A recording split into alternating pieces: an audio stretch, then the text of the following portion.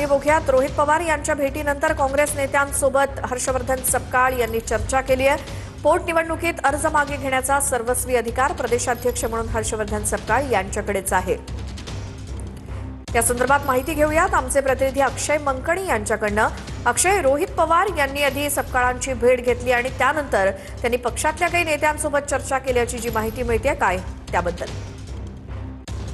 तर आज बारामती विधानसभा पोटनिवडणुकीतून दुपारी 3 वाजेपर्यंतची ही संपूर्ण वेळ आहे आणि त्यातच आमदार रोहित पवार यांनी खरं तर बारामती विधानसभेतून काँग्रेसने आपला उमेदवार माघार घ्यावा यासाठी मध्यस्थी भूमिका जी आहे ती घेतलेली असल्याचं आपल्याला पाहायला मिळते। आज सकाळी 8 वाजता 8च्या दरम्यान साधारणपणे रोहित पवार जे आहेत ते काँग्रेस प्रदेशाध्यक्ष हर्षवर्धन सपकाळ यांची भेट घेण्याकरता सर्वोदय आश्रम या ठिकाणी पोहोचलेले असल्याचं आपल्याला पाहायला मिळतंय।